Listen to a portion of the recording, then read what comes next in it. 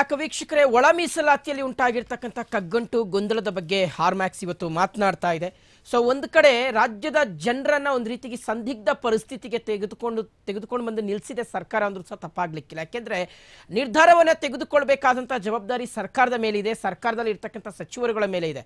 ಆದರೆ ಸಚಿವರುಗಳೇ ಹಿಂಗೆ ಕಚ್ಚಾಡಿದ್ರೆ ಎಲ್ರಿಗೂ ಹೋಗ್ಬೇಕು ನ್ಯಾಯ ಕೇಳೋದಕ್ಕೆ. ರಾಜ್ಯದ ಜನರು ಎಲ್ರಿಗೂ ಹೋಗ್ಬೇಕು ನ್ಯಾಯ ಕೇಳಲಿಕ್ಕೆ.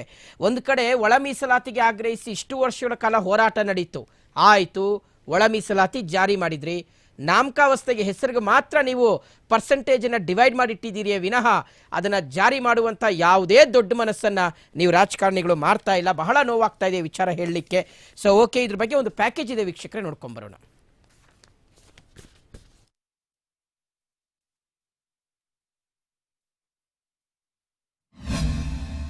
ಒಳ ಮೀಸಲಾತಿ ಜಾರಿ ವಿಳಂಬದ ವಿರುದ್ಧ ರೊಚ್ಚಿಗೆದ್ದ ಸಚಿವರು. ನೇಮಕಾತಿಯಲ್ಲಿ ಒಳ ಮೀಸಲಾತಿಗೆ ಹೆಚ್ಚಿದ ಬೇಡಿಕೆ. ಮೀಸಲಾತಿಗೆ ಸಚಿವರ ಪಟ್ಟು, ಇಕ್ಕಟ್ಟಿನಲ್ಲಿ ಸಿಲುಕಿದ ಸರ್ಕಾರ. ಕಾಂಗ್ರೆಸ್ ಹೈಕಮಾಂಡ್ ಅಂಗಳಕ್ಕೆ ಒಳ ಮೀಸಲಾತಿ ಗೊಂದಲ. ನೇಮಕಾತಿಯಲ್ಲಿ ಮೀಸಲಾತಿ ಜಾರಿಗೆ ಸಿಎಂ ಆಪ್ತ ಸಚಿವರಿಂದ ಪಟ್ಟು.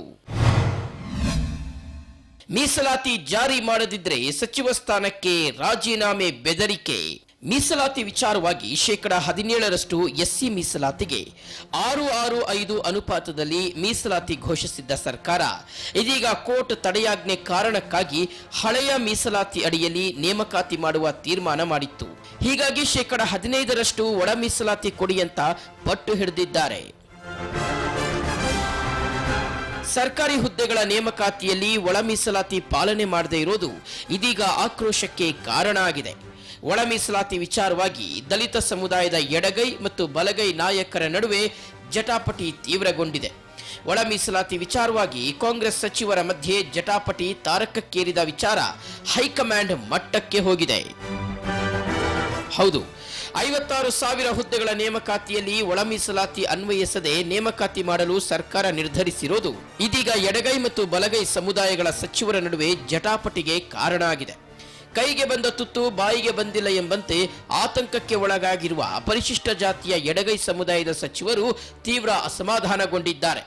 ಅಷ್ಟೇ ಅಲ್ಲದೆ ಸಿಎಂ ಆಪ್ತರಾದ ದಲಿತ ಸಮುದಾಯದ ಸಚಿವರೇ ಇದೀಗ ತಮ್ಮ ಸಚಿವ ಸ್ಥಾನಕ್ಕೆ ರಾಜೀನಾಮೆ ನೀಡುವ ಹಂತಕ್ಕೆ ಹೋಗಿರೋದು ಕೈ ಪಡೆಯಲಿ ತೀವ್ರ ಕುತೂಹಲಕ್ಕೆ ಕಾರಣವಾಗಿದೆ. ನಾಗಮೋಹನ್ ದಾಸ್ ಶಿಫಾರಸ್ಸಿನ ಮೇರೆಗೆ ಪರಿಶಿಷ್ಟ ಜಾತಿಯ ಸಮುದಾಯಕ್ಕೆ 17% ಮೀಸಲಾತಿ ನೀಡಲು ರಾಜ್ಯ ಸರ್ಕಾರ ತೀರ್ಮಾನಿಸಿ ಆದೇಶ ಹೊರಡಿಸಿದೆ. ಆದರೆ ಇದರಿಂದ ಒಟ್ಟು ಮೀಸಲಾತಿಯ ಪ್ರಮಾಣ 56%ಗೆ ಏರಿಕೆಯಾಗುತ್ತೆ ಅನ್ನೋ ಕಾರಣಕ್ಕೆ ಸುಪ್ರೀಂ ಕೋರ್ಟ್ ಮೀಸಲಾತಿ ಹೆಚ್ಚಳಕ್ಕೆ ತಡೆ ನೀಡಿದೆ.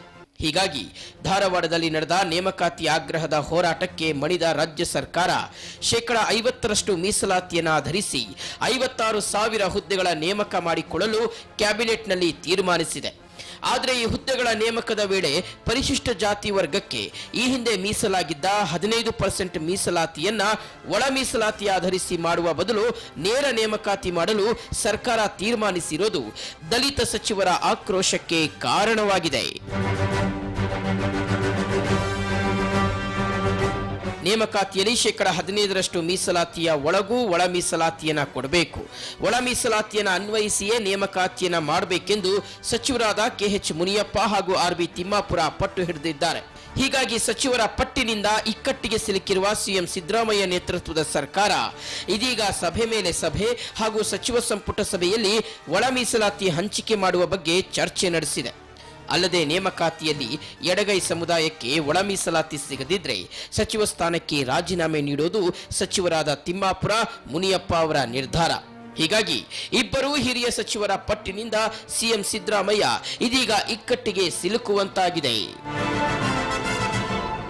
ಒಳ ಮೀಸಲಾತಿ ಜಾರಿ ಮಾಡಿ ಬೀಗುತ್ತಿದ್ದ ಸರ್ಕಾರ ಇದೀಗ ನೇಮಕಾತಿ ವೇಳೆ ಒಳ ಮೀಸಲಾತಿ ಹಂಚಿಕೆಯ ವಿಚಾರದಲ್ಲಿ ದಲಿತ ಸಮುದಾಯದ ಬಲಗೈ ಹಾಗೂ ಎಡಗೈ ಸಮುದಾಯದ ಸಚಿವರ ಆಕ್ರೋಶಕ್ಕೆ ಗುರಿಯಾಗ್ತಿದೆ.